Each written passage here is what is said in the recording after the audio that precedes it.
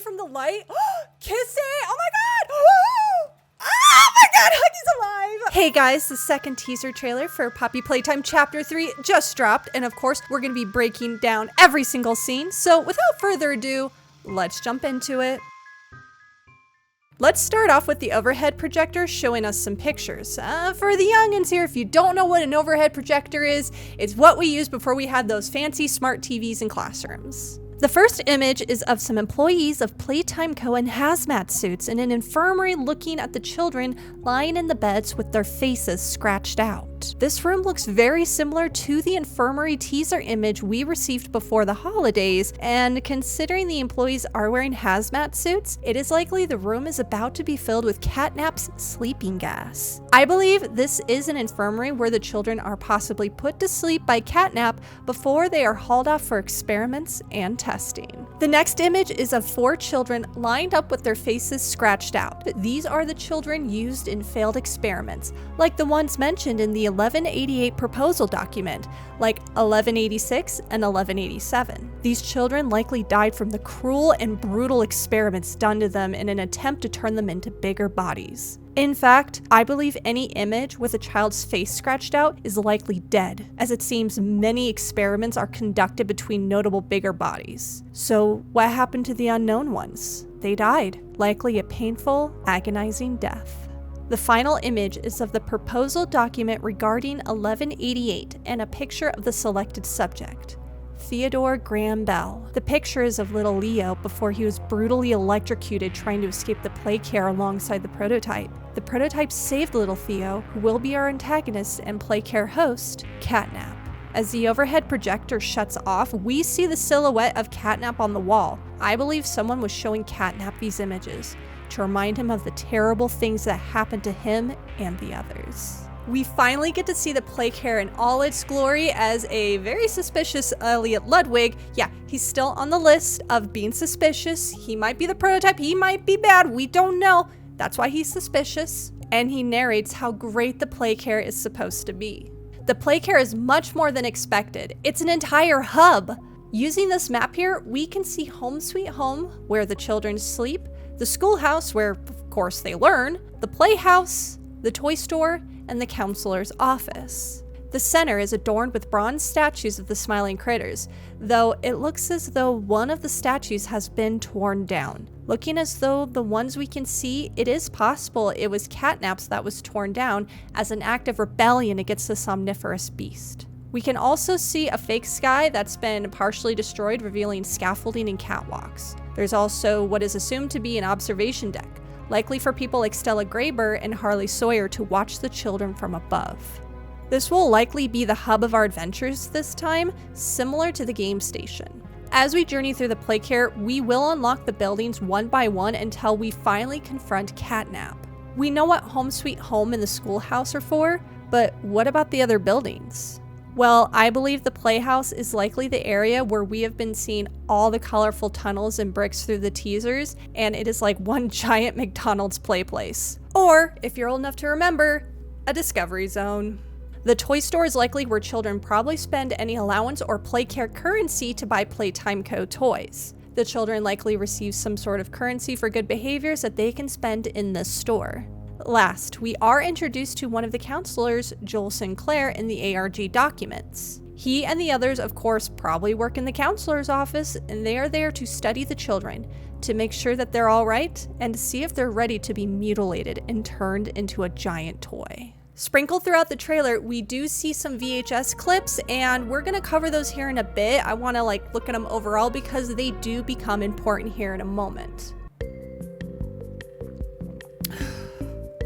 Next, we hear the voice of a young child. Who this belongs to currently is unknown. The kids used to live here.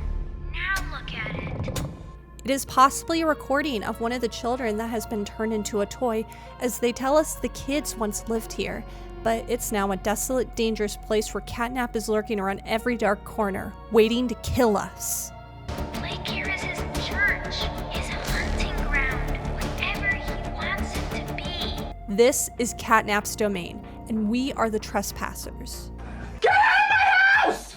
The question is, this voice, are they friend or foe? Next, we are shown some incredible gameplay elements, and I'm really excited about it. And really, with this chapter, they're not f***ing around.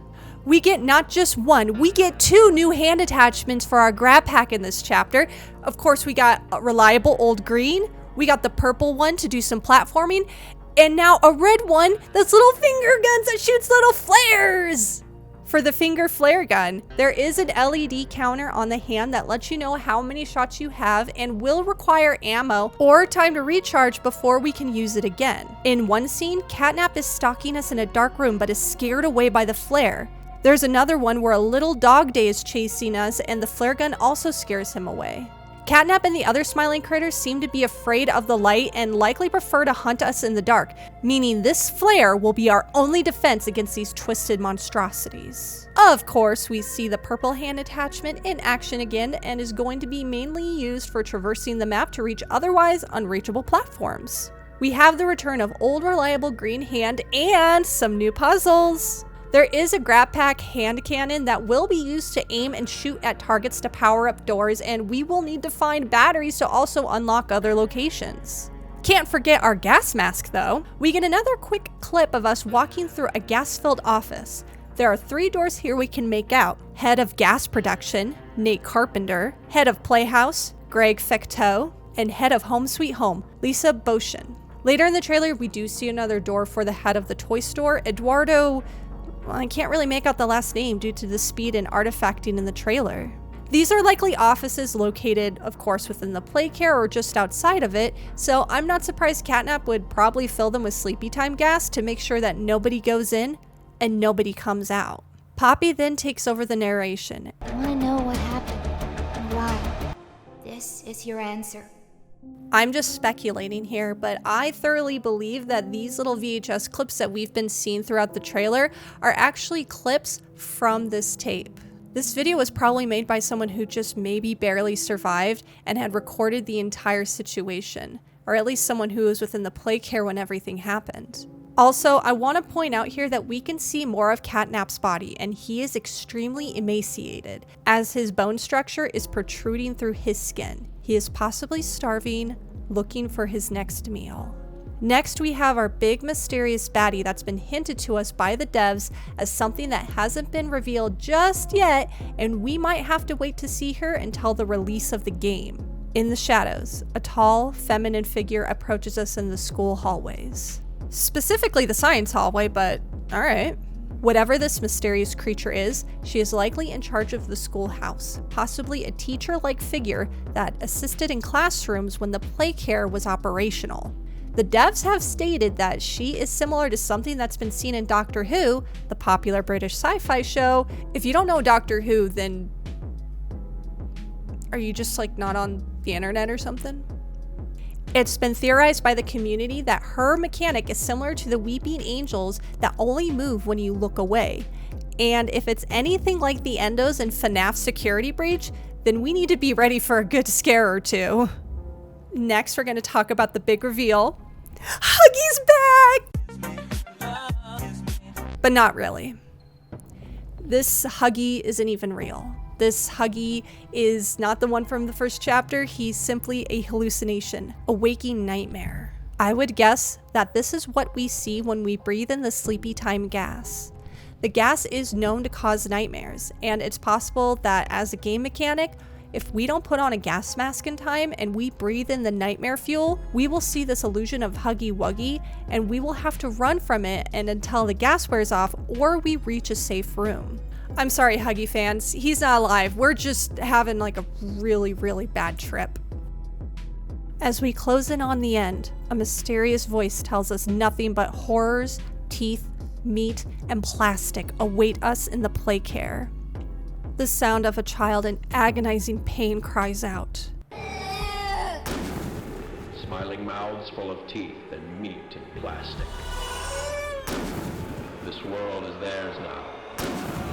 Those cries may have been Theodore's final sounds before being placed into the body of Catnap.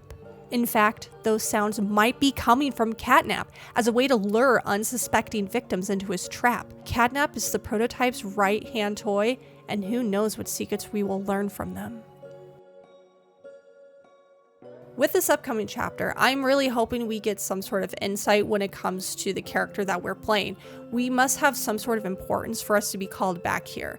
Poppy calls us special. We got Poppy and Kissy helping us through all this. So what does it all mean? Who are we? Are we Elliot Ludwig reincarnated in a new body? There was some sort of body swap. Are we someone that worked like within the play care? Were we in the game station? We know that Mommy Longlegs at least recognizes us, so we were definitely someone who was aware of the Bigger Bodies Project. Obviously, we shouldn't be surprised that we're seeing all these giant creatures roaming around, and not be surprised that they're trying to kill us, because we were probably there the day that the hour of joy happened. There wasn't a lot of joy during that hour. I guarantee you, there was no joy.